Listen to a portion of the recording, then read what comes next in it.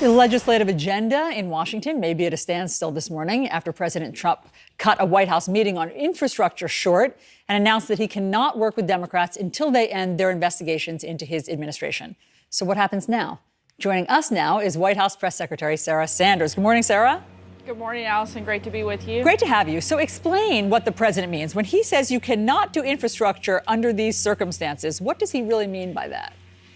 Look, I think he was very clear yesterday. He came out and addressed the press right after that meeting where he spoke with Speaker Pelosi and a number of other members of Congress, where he laid out, look, it's real simple. You can't go down two tracks. We're either going to have to agree that we want to solve problems for the country. We want to come together. We want to work together. We want to address some of the big things facing our country, like lowering prescription drug prices, taking care of our healthcare system and fixing it, protecting pre-existing conditions, fixing our roads, our bridges, protecting our borders, or we can fight. You can't literally have a meeting like Nancy Pelosi did yesterday, just an hour before she got to the White House, where she accused the president of a crime, said he had engaged in a cover-up, and then show up and pretend like nothing's happened and let's just sit down and talk about roads and bridges. It just doesn't work that way. She knows that. Nancy Pelosi's problem is that she's totally lost control of her party. Well, she's got the far left wing telling her what to do, maybe some of the moderates that actually want to get something done, and she's lost control. And at some point, she has to make a decision of which direction she's going to take. I mean, just to be clear, Congress says they actually can do two things at once. Congress says that this isn't a problem. I mean, the Democrats in Congress say this isn't a problem. So is the president saying that he cannot do infrastructure while he's being investigated? I think it's a complete lie that Democrats in Congress think they can do two things at once. So far, we haven't seen them do anything. Nancy Pelosi has had the majority in the House for months and has yet to accomplish a single thing. Well, they literally haven't gotten anything done since she's taken over. But hold on a second. From January 3rd to present, which is not that long, the House has passed 248 bills. The Senate has passed 161, a total of 379. That's not nothing. Yeah, it's not. Tell me what significant pieces of legislation that they have passed that are going to change the course of the country. Look, there are a lot of big problems that our country is facing. The president is willing to take administrative action to fix some of those if Congress is unwilling to do their part.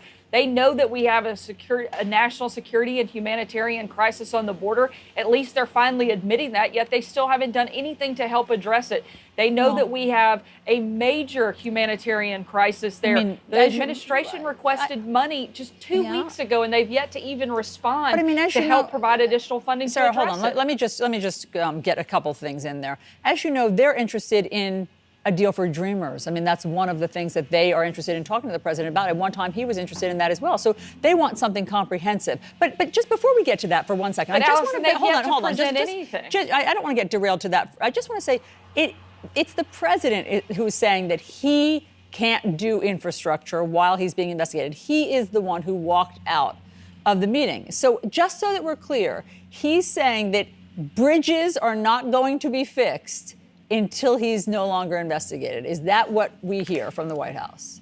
So far, what we've seen from the Democrats in Congress, Allison, is that they are incapable of doing anything other than investigating this president. They spend all of their time attacking him, and the fact that they would have a meeting an hour before they are set to arrive at the White House, where Nancy Pelosi literally accuses the president of a crime and then wants to walk into his office and sit down as if nothing happened, that's lunacy. That's not even in the realm of possibilities. The president absolutely wants to get infrastructure done. He wants to secure our border. He wants to do things that help our veterans. He wants to improve our education system. He wants to do all of those things. But Democrats have been unwilling to work with him. We've laid out a number of plans. You say that the Democrats want to fix the thing with Dreamers. They've done nothing. They've literally done nothing. We've put forward plan after plan, proposal after proposal, Nancy Pelosi and they have been unwilling to do anything. On this, and then it fell apart because of the president.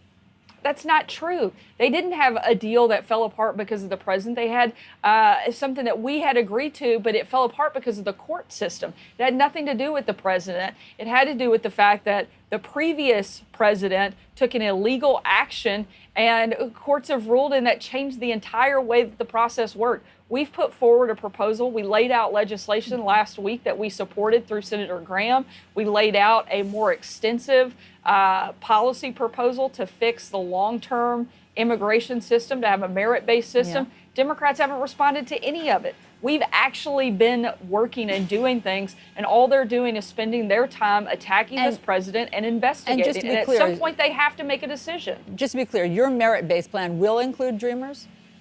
The plan that we've laid out at this point doesn't, because that's such a divisive issue. We purposely didn't include it. Yeah. But look, we're willing to talk about these issues, but Democrats haven't been willing to do anything. I mean, look, if you're talking about a merit-based plan, don't you start with Dreamers? I mean, there are Ivy League educated immigrants here who were brought here through no choice of their own. They want to cure cancer. I'm not making this up. I mean, we've actually interviewed some of these Dreamers. Isn't that where merit-based starts? Again, we're not ruling those things out, but we purposefully left that out at the beginning of the conversation. Democrats are welcome to come back and say, we like the rest of it, we want to do this, but they haven't even done that. They haven't responded at all. All they do is attack and say that this could never work. It's dead on arrival. Yet these are the same types of plans that they were putting forward, and in fact, many of them voted for in previous Congress when the plan came through Bill Clinton, Ted Kennedy, and others. Sarah, one last thing about yesterday. You know that Chuck Schumer and some Democrats say that it was actually President Trump's premeditated plan to walk out of the meeting. Had he ever really intended to stay for that infrastructure meeting? Absolutely. We sent a letter the night before laying out the priorities that we wanted to talk about, what we actually consider to be infrastructure. That's another problem that we've got to get solved on the Democrat side, is they themselves have yet to define what infrastructure means to them. The president sent that letter the night before and said that was what he wanted to talk about. But that letter was about NAFTA. That letter was about the new version of NAFTA. And in fact, Allison, I think you must not have read the entire letter. Let me get the question that it was that you couldn't talk about infrastructure until the USMCA, the new NAFTA, was addressed. No, it didn't say you couldn't talk about it. It said we need to get USMCA completed so that we can fully focus on infrastructure. But it also laid out. There was no plan. But hold on, Allison. It also laid out, let's talk about and let's prioritize what infrastructure means for you and what it means for us. They wanted us to put together pay-fors, yet they didn't even know what they were paying for. You first have to define and lay out what it is you want to see in the package. Then we can determine how much that's going to cost and where we're going to get the money. But we haven't even gotten that far down the process, and that was what yesterday was supposed to be about until Nancy Pelosi had a closed-door meeting to talk about the impeachment of the president, which is ludicrous on so many fronts and something that the American people clearly don't want, which is why she's struggling so much to determine which path she's going to take. Well, the reason she does that and then shows up here an hour later is crazy. I mean, part of why people think that it might have been a premeditated walkout by the president is because 15 minutes later, the posters, the placards were already printed. The placard had been printed weeks ago, and if you look at the president's Twitter feed, he actually tweeted the same graphic on April 20th. So it's not like this was some new talking point or some new moment. That's something we've been talking about since the end of the Mueller report, when it was determined that there was no collusion and no obstruction. The fact is, we considered that case closed. I think most of America did. Yeah. It's time for Democrats to get on board. They don't get to do a do-over because they didn't like the outcome. That's like me telling my kids, I'm sorry you didn't win your soccer game, but that's okay. We'll just play it over. That's not how life works. Right, but I mean, you know that they think that the Mueller report raised more questions than it ended up answering, but I don't want to get derailed by that. I do want to find out, are you saying that the president is not going to work with Democrats on, say, the budget? Look, we're continuing to have some conversations at staff levels. We want to get things done. We'd like for Democrats to get serious about doing their jobs. We'd like for Democrats to come to the table and do more than attack this president, do more than push this phony and if they do come to the table for budget or for NAFTA, the president will come to the table also. He will work with Democrats, despite what he said yesterday.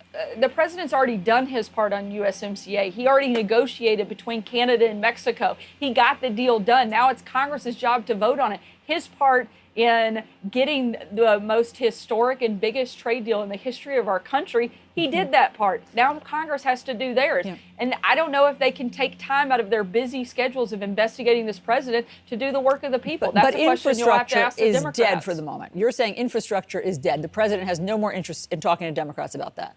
We certainly have interest, and that's what the president said yesterday. He came in calmly, in command of the room, and said, I want to do infrastructure. I want to get these things done. But you guys have to make a decision on whether or not you want to work with us or whether you want to spend all of your time attacking me.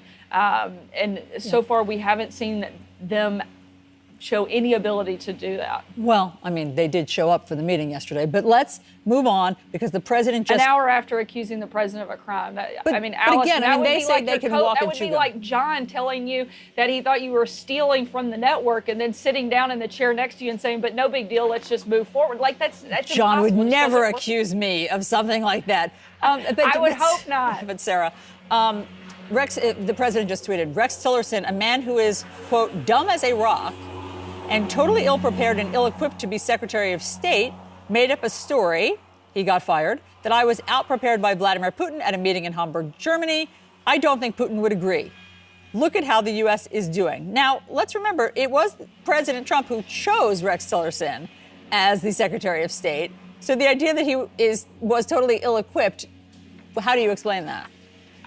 Look, the president's meeting with Putin went extremely well. The president has made clear that having a relationship with Russia is better than not having one. I think everybody can agree on that. That's a good thing. But at the same time, no one's been tougher. The president's been very well prepared, not just for that meeting, but the dozens and dozens of meetings that he's had with other foreign leaders. It's hard to know since no notes are ever released after these meetings and there's not a transcriber. Allison, that's insane. The fact is the president walked out of the meeting and did a press conference immediately following, as did a number of his aides who were participants in some of the small group sessions like Secretary Pompeo and others. So the idea that there was no transparency is just ridiculous, and it's just simply false. Yeah. Sarah, we really appreciate you being here. We know that you have a busy day and that you need to go. Thank you for taking time to be on New Day. Absolutely. Thanks so much.